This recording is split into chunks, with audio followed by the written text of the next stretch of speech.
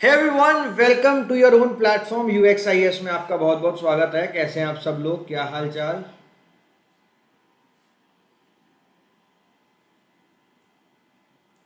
आप लोगों को आवाज़ ठीक आ रही है? Good evening everyone, good evening guys.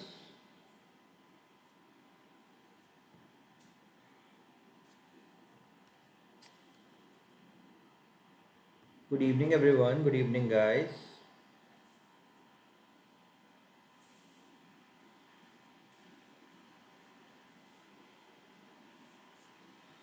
हाँ जी,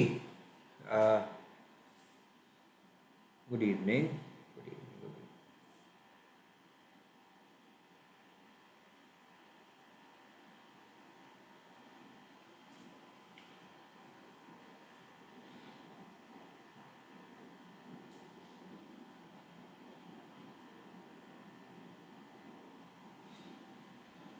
गुड इवनिंग।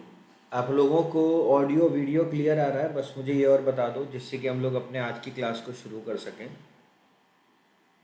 हाँ जी, ऑडियो वीडियो ठीक आ रहा है आप लोगों को?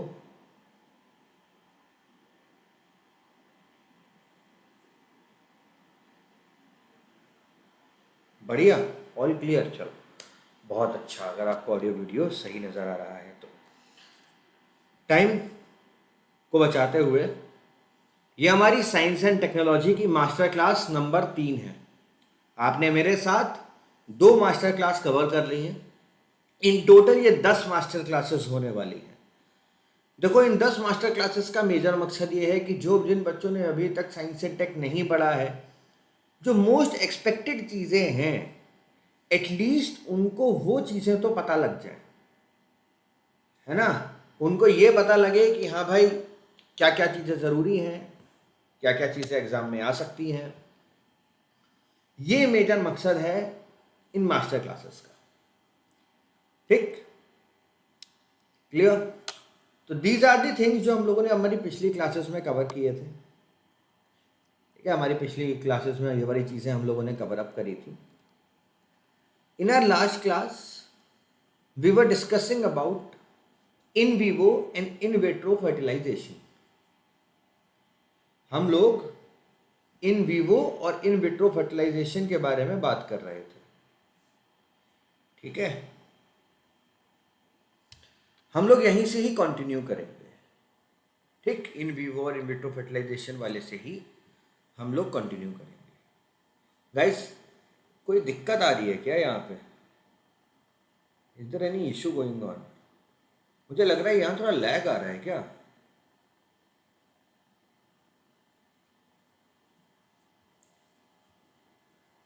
आप लोगों को क्या लग रहा है? नो, कोई दिक्कत नहीं है, फिर ठीक है। हो सकता है कि मेरे ही डिवाइस में आ रही हो। मैं जिस डिवाइस से अभी आपको एप्लीकेशन में चेक कर रहा हूँ उसमें मेरे को लग रहा है। कोई बात नहीं। तो हम लोगों ने हमारी पिछली क्लास के अंदर इन विवो और इन विट्रो फर्टिलाइजेशन, इन चीज़ों को कवर अप किया था। और हम लोग बेसिकली बायोटेक्नोलॉजी के अंदर ये सारी की सारी चीज़ें आती हैं।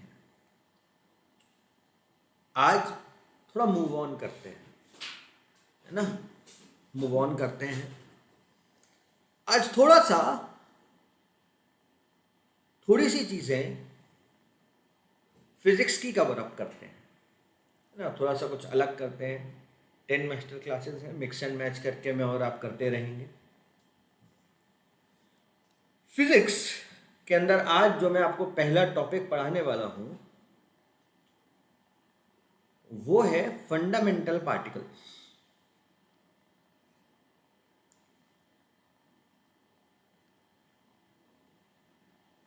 फंडामेंटल पार्टिकल्स बड़ा ही अमेजिंग टॉपिक है, बड़ा ही अमेजिंग सब्जेक्ट है। सर नहीं दिख रहा, लैग हो रहा है।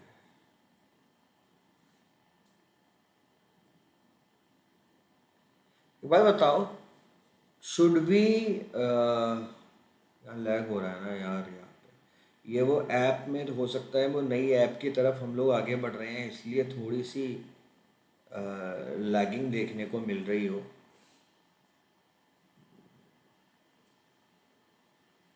मतलब पॉसिबिलिटी है।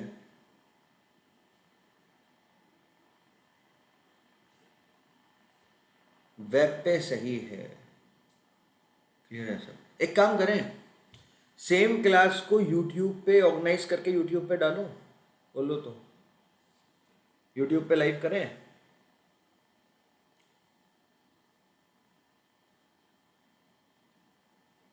बोलो।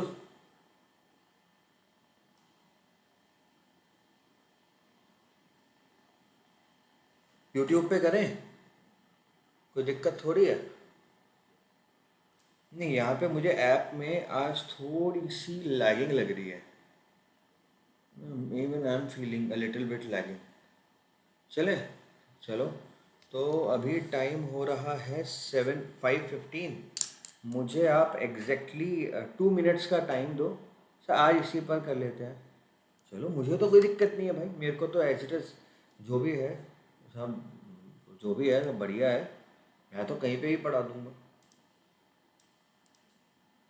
But I want to check कि लैगिंग का,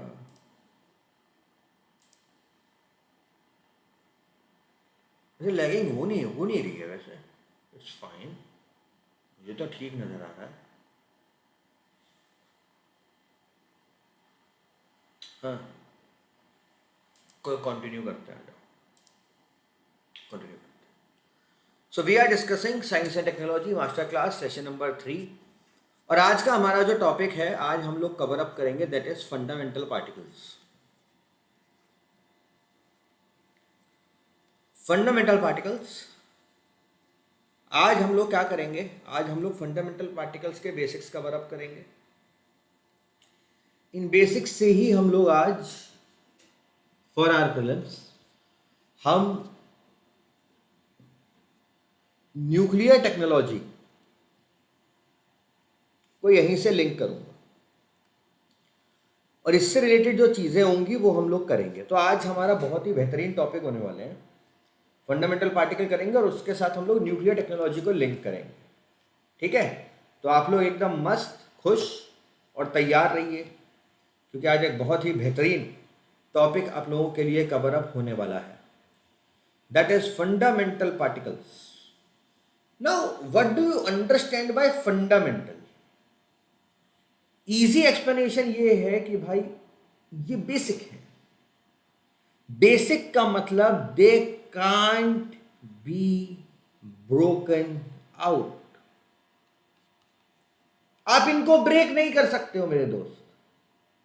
ये सबसे छोटे हैं, they are the basic building blocks. ये सबसे बेसिक बिल्डिंग ब्लॉक्स हैं जिनसे ये यूनिवर्स बना है।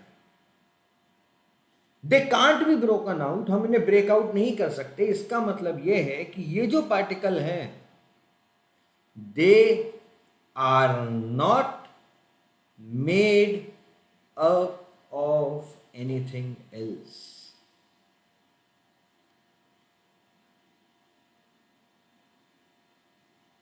ये किसी और चीज से नहीं बने हैं। They are not made up of anything else.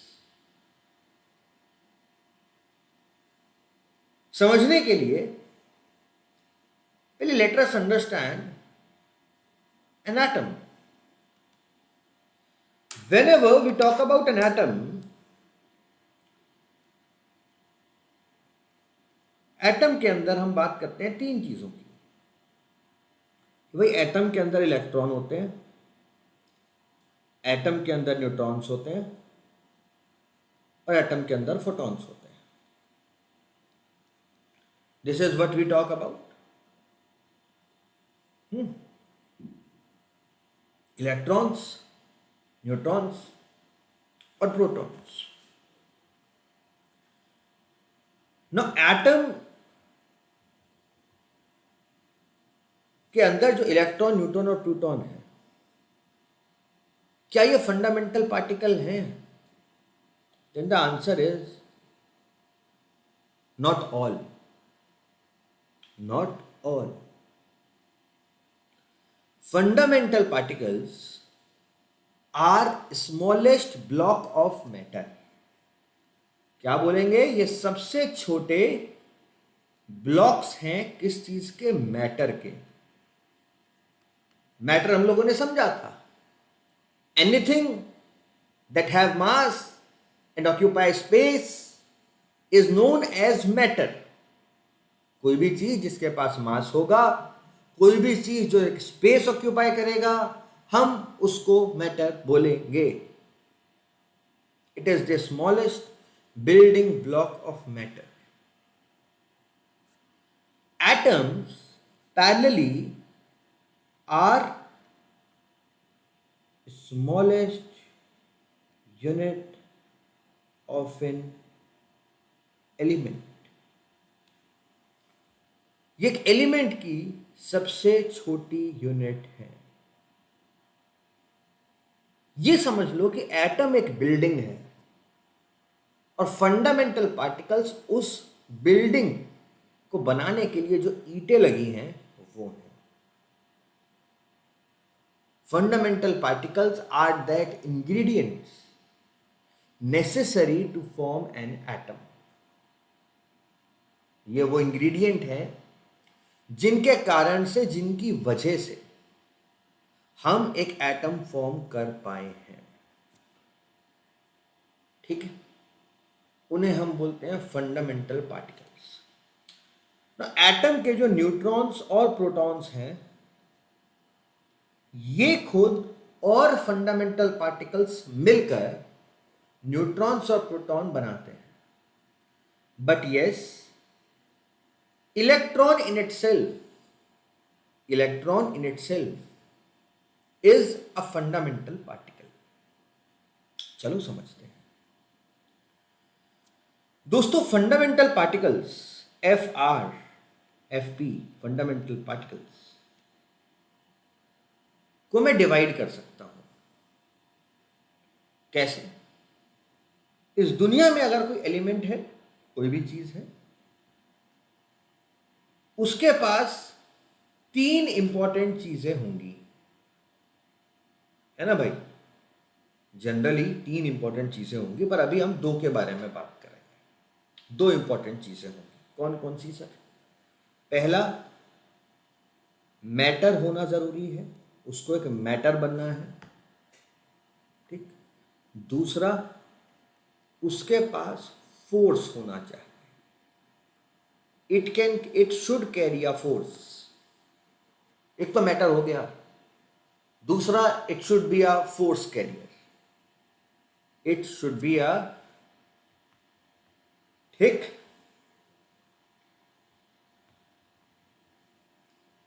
Force career. जैसे मान लो ये पेन है, मैं इस पेन को देख रहा हूं तो मुझे क्या समझ में आ रहा है कि भाई ये एक मैटर है, पर्टिकुलर शेप है, एक स्पेस ऑक्यूपाई कर रहा है, वो सारी चीजें।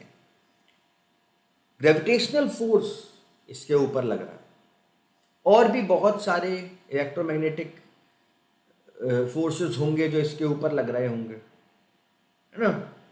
तो वो जो फोर्सेस हैं वो भी ये एक्सपीरियंस कर पा रहा है। रीजन बिहाइंड, क्योंकि ये एक फोर्स कैरियर है। Because this is a force carrier. अगर ये फोर्स कैरियर नहीं होता तो शायद नहीं कर पाते, because this is a force carrier. तो fundamental particles are the smallest known units of matter and energy. ठीक है, इनको और किसी पार्ट्स में ब्रेक नहीं किया जा सकता। अब फंडामेंटल पार्टिकल का जो हिस्सा मैटर बनाएगा,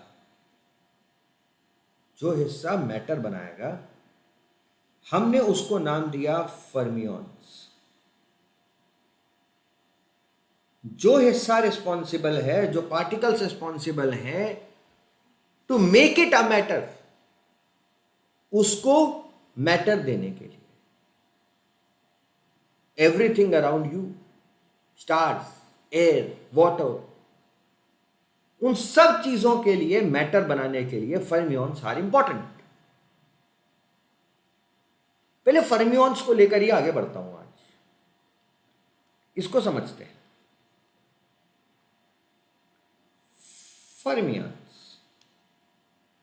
fermions are nothing but matter makers. They make matter, ये मैटर बनाते हैं। और फर्मियोन्स को भी हम दो टाइप से समझ सकते हैं। फर्मियोन्स को भी हम लोगों ने दो टाइप में डिवाइड किया। एक हो गए क्वार्क्स और दूसरे हो गए लेप्टॉन्स। तो फर्मियोन्स मैटर बनाते हैं। फर्मियोन्स दो तरीके के हैं, क्वार्क्स और lepton.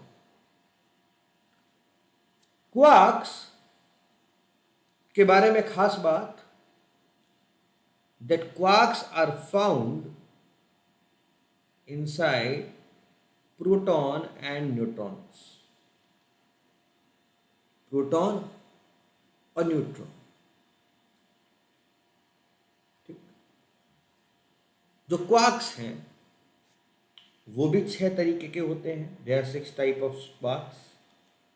Up quark, down quark, charm quark, strange quark, top quark और बॉटम क्वार्क। हम लोग क्वार्क्स को 6 अलग अलग टाइप में डिवाइड कर सकते हैं। क्वार्क्स, असलियत में क्वार्क्स का मेजर काम है, they combine together to form protons and neutrons. Quarks protons और न्यूट्रॉन्स बनाने के लिए कंबाइन करते हैं। और कुछ और पार्टिकल्स होते हैं जिन्हें हम लोग बोलते हैं हेड्रॉन्स। तो इन पार्टिकल को बनाने के लिए क्वार्क्स एक दूसरे के साथ कंबाइन करते हैं, ठीक। ये बहुत छोटे साइज के होते हैं और इनके पास इलेक्ट्रिक चार्जेस होते हैं, बट इनके पास इलेक्ट्रिक चार्जेस भी फ्रैक्शनल होते हैं। जैसे +1/3, -1/3।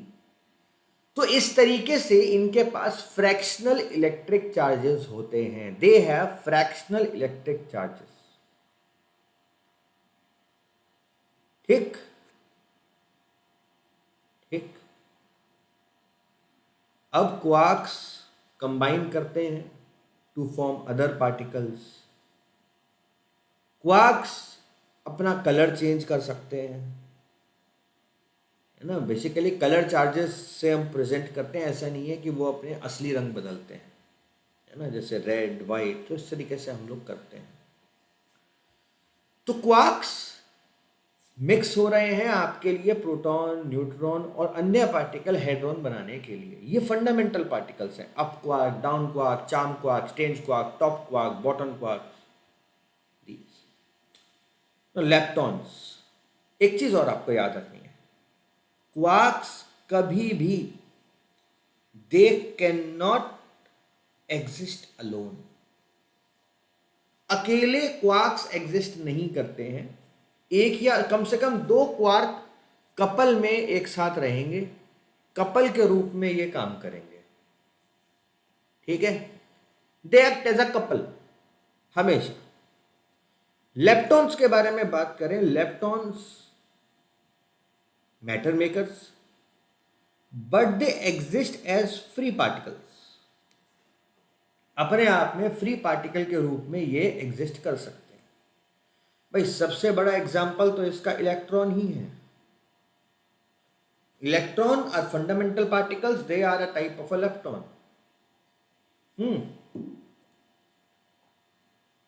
ऐसे ही similarly you have electron neutrino, you have muon,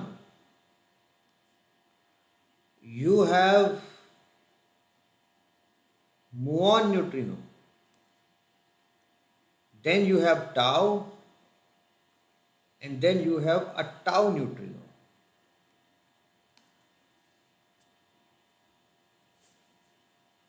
खास बात यह है कि देखो electrons are a part of atom, है ना भाई। एटम के अंदर इलेक्ट्रॉन इज दैट पार्टिकल जो कि सर्कल करता है न्यूक्लियस जिसके अंदर प्रोटॉन और न्यूट्रॉन है उसके अराउंड।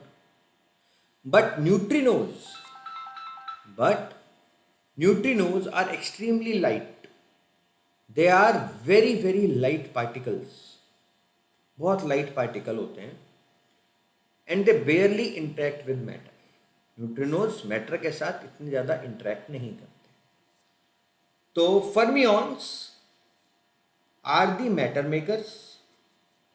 ये मैटर मेकर क्वार्क और लेप्टॉन, मैं इस तरीके से इनको डिवाइड कर सकता हूँ कि क्वार्क और लेप्टॉन. आया समझ में? फंडामेंटल पार्टिकल में हम लोगों ने मैटर वाला पार्ट जिसके अंदर फर्मियंस आते हैं वो हमने कर लिया कवर. अब हम दूसरे हिस्से की तरफ आगे बढ़ रहे हैं. That is the force carrier. Force carrier मतलब जो फोर्स कैरी करेंगे, बेसिकली जो मीडिएट करेंगे फोर्स के साथ. फोर्स जैसे लाइट, फोर्स जैसे ग्रेविटी, फोर्स जैसे न्यूक्लियर फोर्स, इनके साथ इंटरेक्ट करेंगे. इनके साथ इंटरेक्ट करेंगे तो हमने उन्हें क्या बोला? हमने उन्हें बोला bosons. They are known as bosons. BOSONS, bosons. Bosons are fundamental particles that carry force between matter particles. जो फर्मियंस हैं, जो मैटर पार्टिकल्स हैं, वो आपस में एक दूसरे से जुड़ेंगे, उसके लिए एक फोर्स पार्टिकल्स की जरूरत होगी. Matter is made by fermions and the force inside that matter is carried bye bosons. ठीक, मैं आपको एक सिंपल चीज बताता हूं. सिंपल चीज बोसॉन समझने से पहले हम एक और चीज अंडरस्टैंड करेंगे. एक और टॉपिक आता है जिसको हम बोलते हैं फंडामेंटल फोर्स. कितने फंडामेंटल फोर्सेस हैं दोस्तों? How many fundamental forces are there? Generally there are 4 fundamental forces. 4 fundamental forces. Basically 4 basic interactions. There are 4 basic interactions through which all particles and objects in the universe interact with each other. 4 fundamental particles, 4 particles, 4 objects, ये 4 forces जो कि पूरी दुनिया, पूरी universe को पूरा control किए हुए. अब हम लोगों ने इन चारों के नाम रखे. पहले का नाम ग्रेविटी. ग्रेविटी क्या काम कर रहा है? Gravity pulls masses together. इस दुनिया में जितना भी मास है वो एक दूसरे को जोड़े हुए. हम ये बिलीव करते हैं कि ग्रेविटी एज अ फोर्स को कैरी करता है graviton particle. Although graviton is very hypothetical. ना, यहाँ पे हम लोग टाइप्स ऑफ बोसॉन्स लिखेंगे, उस फंडामेंटल पार्टिकल्स को कौन कौन से बोसॉन्स कैरी कर रहे हैं. तो gravity is the force, is the basic force, जिससे 2 अलग अलग मासेस एक दूसरे की तरफ पुल करते हैं, पुश करते हैं, इंटरैक्ट करते हैं. और हम जो बोसॉन उसे कैरी कर रहा है हम उसको बोलते हैं graviton. Graviton is the boson. ठीक है, ग्रेविटॉन इज द बोसॉन. अगर मैं बात करूं that it is the weakest of all forces, it is the weakest of all forces. जो भी 4 मैं आपको फोर्सेस बताऊंगा उनमें सबसे अगर कोई कमजोर है तो वो ग्रेविटी है, सबसे कमजोर. बट अगर मैं ग्रेविटेशनल फोर्स के रेंज की बात करूं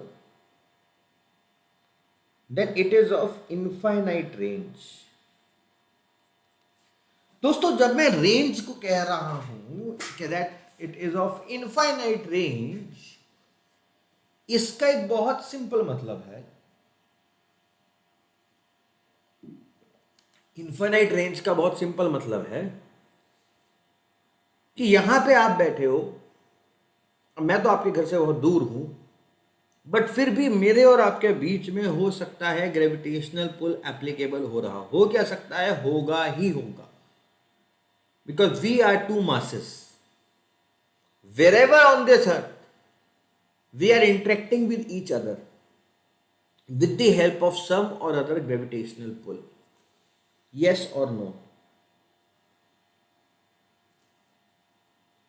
Yes or no?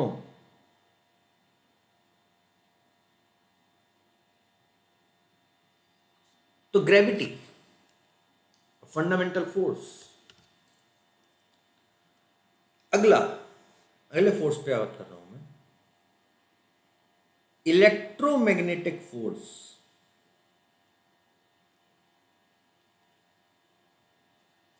Electromagnetic force act करता है between different different charges, electricity, magnetism, light, इनके बीच में इलेक्ट्रोमैग्नेटिक फोर्स एक्ट करता है। हम बिलीव करते हैं कि इसका force carrier particle is photon. Photon is the force carrier particle of electromagnetic force. Now ये एक स्ट्रॉन्ग फोर्स है, this is a strong force जिसका रेंज इनफाइनाइट है। ये भी एक इनफाइनाइट रेंज का फोर्स। ठीक, gravity, electromagnetic force.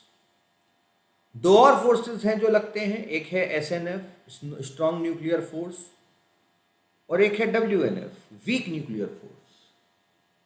Strong nuclear force and weak nuclear force.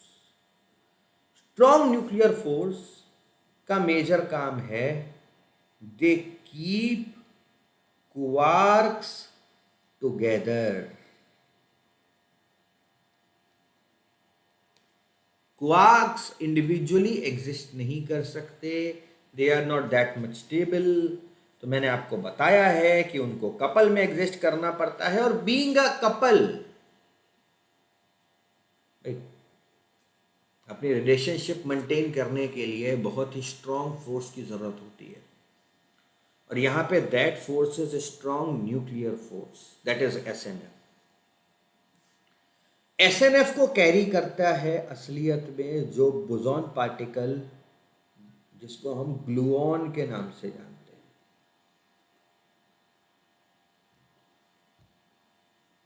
The particle is gluon, and in चारों फोर्सेस में से this is the strongest force, सबसे मजबूत फोर्स होता है। बट दिक्कत क्या है कि it act as a very short range.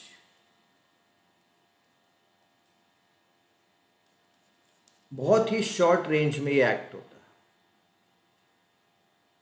ठीक है, it acts in a very very short range. अब खुद ही समझ लो क्वार्क्स कितने शॉर्ट होते हैं।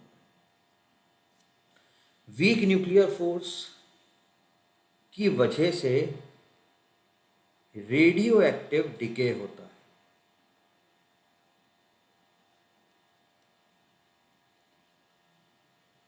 जिसको आप बीटा डिके भी कहते हो। अभी जब आप मेरे साथ न्यूक्लियर वाली चीजें पढ़ोगे तो उसके अंदर ये चीजें और आपको अच्छे से क्लियर होंगी। जब आप बीटा डिके पढ़ते हो, बीटा डिके, उनको कॉज करने के लिए वीक न्यूक्लियर फोर्सेस रिस्पॉन्सिबल। अब इसके अंदर बहुत सारे पार्टिकल्स होते हैं जो कॉज करते हैं ना, डब्ल्यू बोसॉन, जी बोसॉन, तो बहुत सारे बोसॉन्स होते हैं।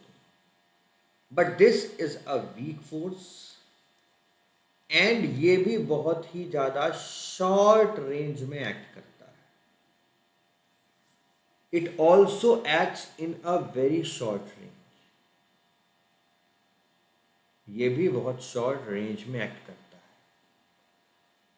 ठीक, जब भी न्यूक्लियर फ्यूजन होता है तो वीक न्यूक्लियर फोर्स ही है जो यहां पर एक्ट कर रहा है।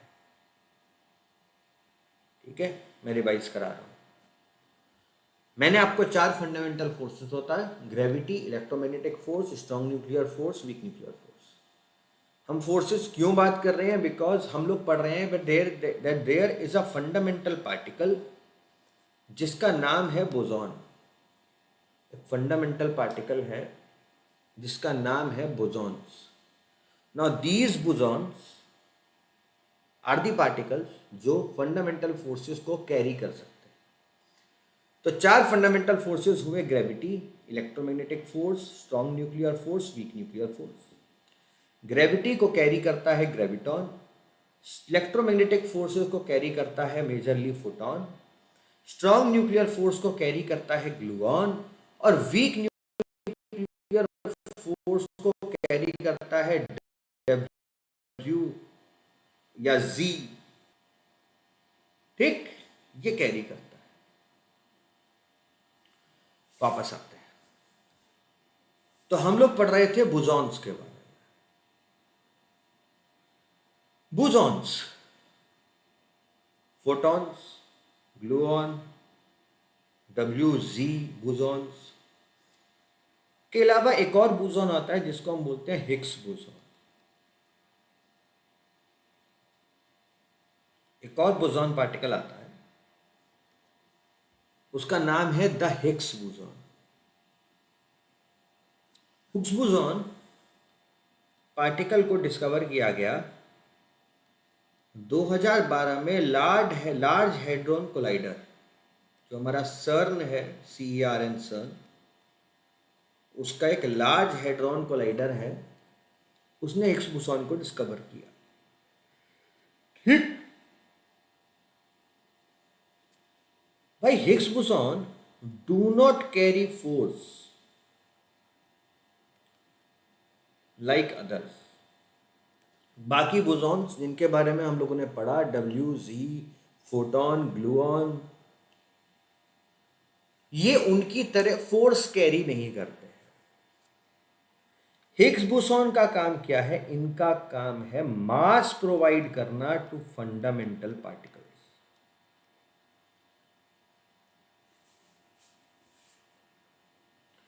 अभी तक हम लोग फर्मियॉन्स को मैटर मेकर के रूप में पढ़ रहे थे, बट किसी भी चीज को मैटर बनने के लिए भी मास चाहिए, किसी भी चीज को।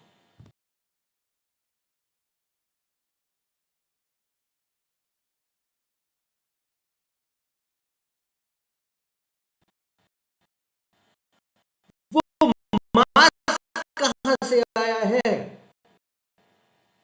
वो मास आया है गॉड पार्टिकल से,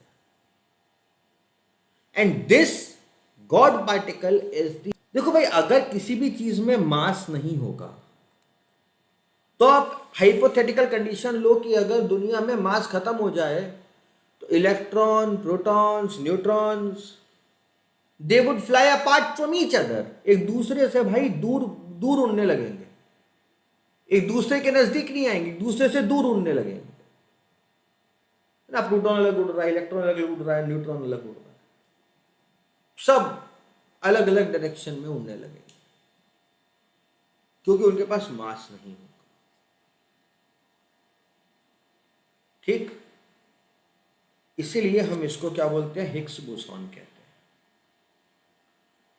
मैंने अभी आपको एक और चीज बताई कि Higgs boson LHC, large hadron collider, सर्न का एक्सपेरिमेंट है, वहां पे देखा गया।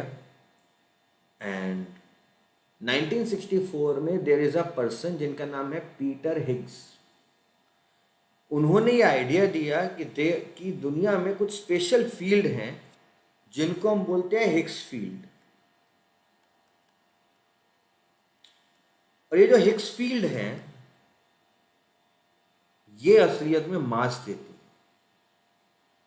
सम particles interact strongly with this Higgs field and gain more mass, जैसे प्रोटॉन्स। कुछ को कम मास मिला क्योंकि उन्होंने इतना इंटरेक्ट नहीं किया, तो इलेक्ट्रॉन्स। तो ये हाइपोथेटिकली कहते हैं कि इलेक्ट्रॉन्स हिग्स फील्ड से थोड़ा कम इंटरेक्ट करते हैं और प्रोटॉन्स हिग्स फील्ड से थोड़ा ज़्यादा इंटरेक्ट करते हैं। This is the only reason they are saying कि जो प्रोटॉन्स हैं उनके पास मास ज़्यादा होता है और इलेक्ट्रॉन्स के पास मास कम होता है। ठीक, इनके पास कोई चार्ज नहीं होता हिग्स बोसॉन के पास। ठीक, ये आप ऐसे समझो, एक एनालॉजी अगर मैं आपको समझाऊं कि समझ लो कि एक बॉक्स में शहद रखा है, हनी रखा है। हमारे पार्टिकल्स उस शहद वाले डब्बे से गुजरते हैं तो उनके शरीर पे कुछ शहद चिपक जाता है। अब वो जो शहद चिपक रहा है वो असलियत में मास है, दैट इज द मास। अब किसी के में कम चिपक रहा है, किसी के में ज़्यादा चिपक रहा है, दैट डिपेंड्स अपॉन कि वो मास किस तरीके से इंटरेक्ट कर रहा है, how that mass is interacting, how that mass is interacting with that Honey box, ये उस चीज के ऊपर डिपेंड करेगा।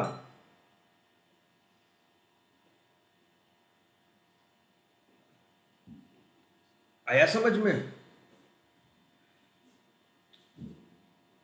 ठीक, उसे हम बोलते हैं हिग्स बोसॉन। ठीक है, लार्ज हैड्रॉन कोलाइडर और बाकी सारी चीज़ें हम लोग एक ही साथ लेंगे। ठीक है, जिस दिन मैं आपको और चीज़ें कराऊंगा इसकी, अभी तो मास्टर क्लासेस में थोड़ा थोड़ा बेसिक्स कराऊंगा। चल, तो अभी हम लोगों ने फंडामेंटल पार्टिकल्स के बारे में समझा। What are fundamental particles? 4 fundamental forces होते हैं, वो क्या होते हैं, कैसे काम करते हैं। Well and good. चलो अगली चीज पे बात करते हैं। तो जब हम लोग बात करते हैं एनर्जी के बारे में, तो अभी हम लोगों ने देखा कि ये फर्मियंस, क्वार्क्स, ये आपस में फर्मियंस मिलेंगे, मैटर मिलेगा, और मैटर के साथ बोसॉन को भी मिलना पड़ेगा जिससे कि एनर्जी मिल सके। उसके बाद हमारे पास पार्टिकल्स बनेंगे, चाहे वो प्रोटॉन हैं, न्यूट्रॉन्स हैं, वो मिलते हैं। अब जो हमारा एटम है उसके अंदर ये समझ में आई कि उसके अंदर एक तो मैटर भी है और उसके अंदर एनर्जी भी है। It have matter also, it also have energy. ठीक है, जो इस एटम के अंदर ये एनर्जी वाला कंपोनेंट है, हमें इस एनर्जी वाले कंपोनेंट को एक्सट्रैक्ट करना है। ये एक्सट्रैक्शन कहां से होगा? ये होगा एटम के न्यूक्लियर से, और वहां से जो हमें एनर्जी मिलेगी जब हम एनर्जी उसको एक्सट्रैक्ट करेंगे, that is known as nuclear energy. That is known as nuclear energy. ये लाइन सबको समझ में आई? एटम के अंदर मैटर है, एनर्जी है, एनर्जी हमें एक्सट्रैक्ट करनी है। जब हम उस एनर्जी को एक्सट्रैक्ट कर लेंगे, वही हम लोग कह रहे हैं that is only the nuclear energy. अच्छा, इस कॉन्सेप्ट को आगे बढ़ाने से पहले I am discussing another concept with you, that is known as radioactivity. Guys समझ में आ रहा है? एक एक टॉपिक जो मैं आपको पढ़ा रहा हूं that is super most relevant for your prelims. चाहे हमने जो शुरू की 2 क्लासेस में पढ़ी है, जो आज की क्लासेस में आपको fundamental particles, 4 basic force, nuclear energy, radio activity पढ़ा रहा हूं, ये अपने आप में सब top most important topics. Radio activity का मतलब क्या है? सिंपल मतलब है दैट अगर एक एटम अनस्टेबल है, if an atom is unstable, मतलब जब मैं एटम अनस्टेबल के बारे में बात कर रहा हूं, मतलब मैं बोल रहा हूं कि एटम का न्यूक्लियस अनस्टेबल है। हो सकता है उसमें प्रोटॉन की मात्रा ज्यादा हो गई हो सकता है उसमें न्यूट्रॉन की मात्रा ज्यादा हो गई हो। जो एटम का न्यूक्लियस है दैट इज अनस्टेबल।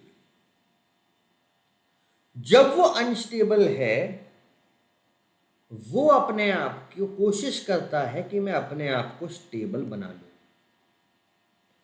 अपने आप को स्टेबल बनाने के लिए वो एटम क्या करता है, इट रिलीजेस एनर्जी। क्या कर रहा है, एनर्जी रिलीज कर रहा है। वो एनर्जी रिलीज करेगा दो फॉर्म में, दो तरीके से एनर्जी को रिलीज कर सकता है। आइदर वो एनर्जी एक पार्टिकल की फॉर्म में रिलीज होगी, और वो एनर्जी इलेक्ट्रोमैग्नेटिक रेडिएशन के रूप में रिलीज होगी। या तो जब वो अपने आप को स्टेबल करने के लिए आगे बढ़ रहा है, एक अनस्टेबल एटॉमिक न्यूक्लियर अपने आप को स्टेबल करने के लिए आगे बढ़ रहा है, तो वो अपने में से कुछ चीज निकालेगा। When you feel discomfort sometimes in summer you release your clothes, है ना। आप थोड़े समरी क्लोथ्स पहनते हो, आप फुल स्लीव्स नहीं पहन सकते, या घर में आते हो तो आप मतलब जीन्स पैंट की जगह शॉर्ट्स में आ जाते हो। तो क्यों, क्या कर रहे हो आप, जो अनस्टेबल हो, आप अपनी एनर्जी रिलीज कर रहे हो to make yourself stable, to make yourself comfortable. अब उसके पास रिलीज करने के लिए या तो पार्टिकल है या इलेक्ट्रोमैग्नेटिक रेडिएशन है। In short, when unstable atom try to become stable, they emit particles or radiation. ठीक है। When they emit particle हो सकते हैं अल्फा पार्टिकल हो सकते हैं बीटा पार्टिकल्स हो। इलेक्ट्रोमैग्नेटिक रेडिएशंस हो सकता है गामा रेज हो, जो वो रिलीज करेंगे। इसी को ही हम लोग रेडियो एक्टिविटी कहते हैं। Some atoms have too many protons and neutrons in their nucleus. Their nucleus becomes unstable because of that. To become stable, they decay by emitting energy or particles. क्या करते हैं वो, डिके करना start करते हैं। अच्छा, अब रेडियो एक्टिविटी के टाइप्स हो सकते हैं, अल्फा डिके, बीटा डिके और gamma decay. Alpha beta gamma. Alpha decay कब होगा, जब दो प्रोटॉन और दो न्यूट्रॉन रिलीज हो रहे हैं, तो वो मिलकर बनाते हैं अल्फा पार्टिकल, तो उसे हम अल्फा डिके कहते हैं। अगर इलेक्ट्रॉन या पॉजिट्रॉन रिलीज हो रहा है, तो हम उसको बीटा पार्टिकल कहते हैं। और गामा मतलब फोटॉन्स रिलीज हो रहे हैं, हाई एनर्जी फोटॉन्स रिलीज हो रहे हैं। ठीक, क्लियर। रेडियो एक्टिव एलिमेंट्स हमें दिखाई देते हैं, हमें मिलते हैं। कुछ रेडियो एक्टिव एलिमेंट्स का मैं आपके लिए एग्जांपल लिख रहा हूं, जिससे कि आपको पता रहे। जैसे there are some radioactive element, जैसे uranium 238 U238 is a radioactive element. Radium 226 radioactive element. Carbon 14, archaeology में हम इसका इस्तेमाल करते हैं, रेडियो एक्टिव एलिमेंट। कोबाल्ट 60 एक और रेडियो एक्टिव एलिमेंट, नाम क्या है, कोबाल्ट 60।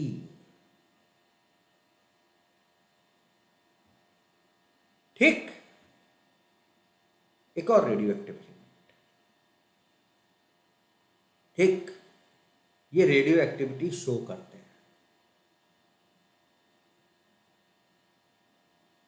क्लियर, चलो आगे।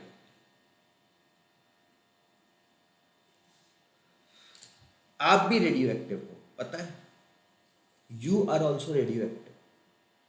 क्योंकि आपके शरीर के अंदर भी कार्बन 14 प्रेजेंट है।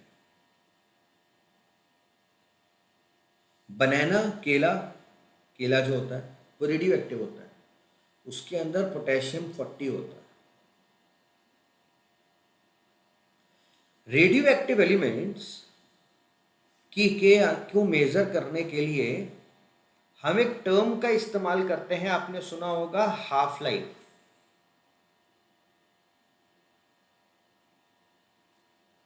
You use a term half life. Half life is the time it takes for half of the substance to decay. जैसे अगर एग्जांपल लूं तो कार्बन 14 का जो हाफ लाइफ है वो अराउंड 5730 ईयर्स है। 5730 years is the half time of carbon 14। इसीलिए इसका इस्तेमाल हम लोग कार्बन डेटिंग के लिए करते हैं।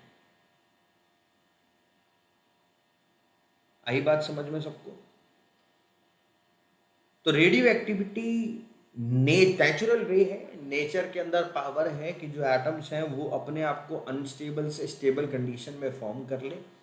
वो अनस्टेबल से स्टेबल कंडीशन में जाने तक वो बहुत सारी एनर्जी रिलीज करते हैं, ठीक। और असलियत में उसी एनर्जी को जब हम कैप्चर करने की कोशिश करेंगे तो हम लोग आएंगे न्यूक्लियर एनर्जी में, ठीक।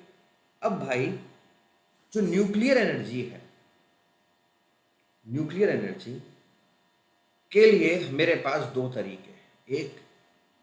एक एटम खुद अनस्टेबल हो और वो स्टेबिलिटी की तरफ आगे बढ़े, है ना, खुद स्टेबल हो और दो चीजों की तरह आगे बढ़े। फॉर एग्जाम्पल, अगर मैं सन को ऑब्जर्व करूं तो सन रेगुलरली एनर्जी रिलीज कर रहा है। सन के अंदर हो क्या रहा है? सन के अंदर हाइड्रोजन की दो आइसोटोप्स, हाइड्रोजन की दो आइसोटोप्स, आप ऐसे समझो कि हाइड्रोजन 2 और हाइड्रोजन 3, ड्यूटेरियम और ट्रिटियम,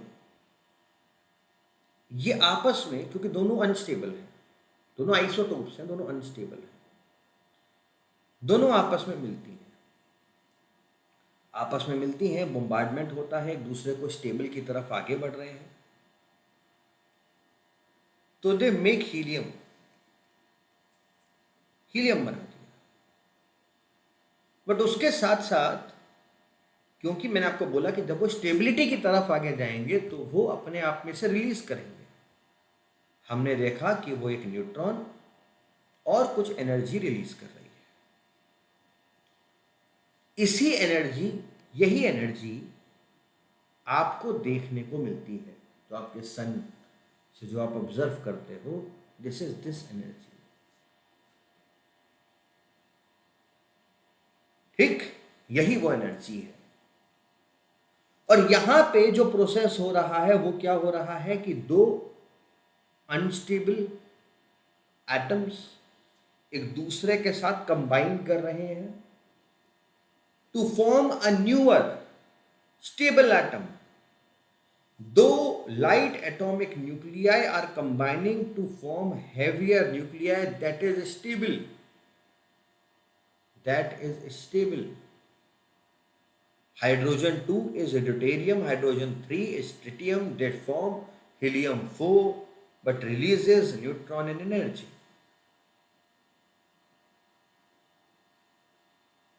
इसको हम कैप्चर करते हैं और यहां पर ये जो प्रोसेस हो रहा है इसे ही हम कहते हैं fusion. So the process we have discussed in this session, अभी जो हम लोगों ने किया, that is known as nuclear fusion. क्या कहते हैं उसको? उसको कहते हैं हम लोग न्यूक्लियर फ्यूजन। न्यूक्लियर फ्यूजन के बारे में खास बात, हम लोगों को न्यूक्लियर फ्यूजन नेचुरल देखने को मिलता है, नेचुरल इन ऑल स्टार्स। जितने भी स्टार्स हैं सब में हमें न्यूक्लियर फ्यूजन देखने को मिलता है। अब न्यूक्लियर फ्यूजन हम लोग वैसे अर्थ पे भी कराने की कोशिश कर रहे हैं, जैसे चाइना का टोकामक है, चाइना का बेसिकली ईस्ट है। Tokamak is the general name of a reactor, nuclear reactor, जो न्यूक्लियर फ्यूजन करवा सकता है। इसीलिए जब हम अर्थ पे न्यूक्लियर फ्यूजन कराने की कोशिश कर रहे हैं, we are also calling it as artificial sun. हम उसको आर्टिफिशियल सन कहते हैं।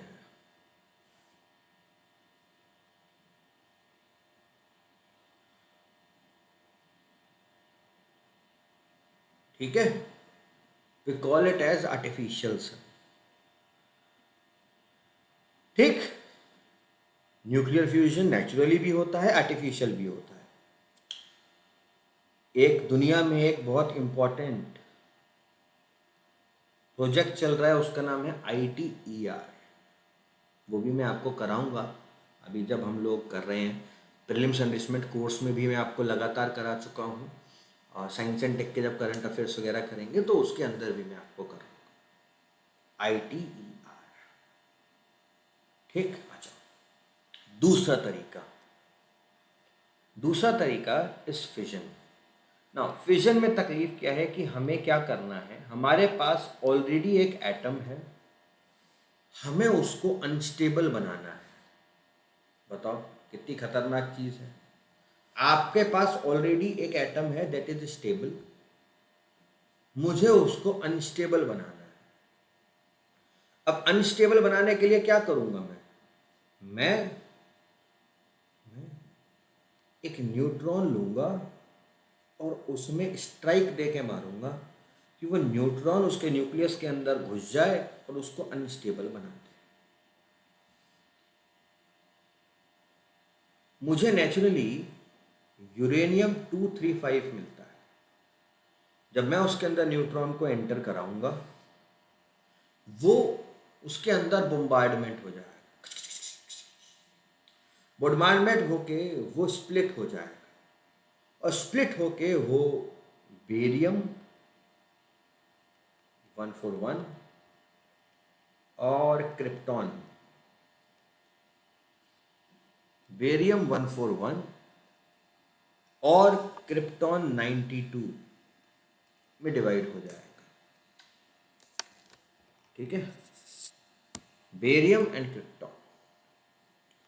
ना, इसने क्या किया, यहां पे एक अनस्टेबल एटम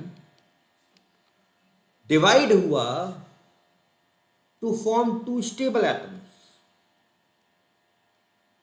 दो स्टेबल एटम बनाने के लिए एक अनस्टेबल एटम डिवाइड हो गया, अलग हो गया।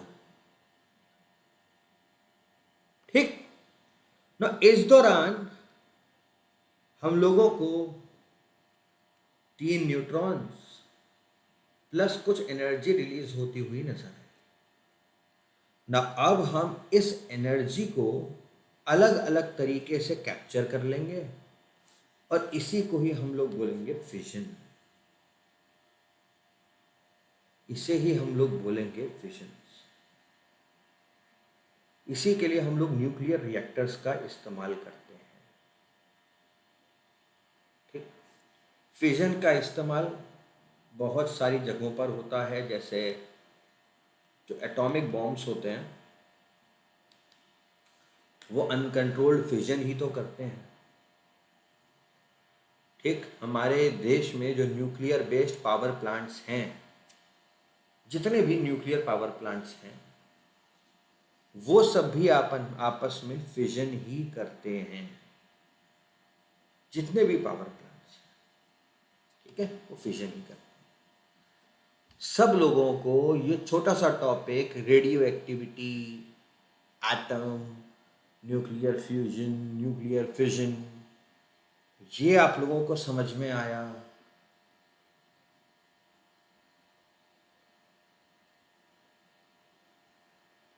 हाँ जी, सब बच्चों को समझ में आया?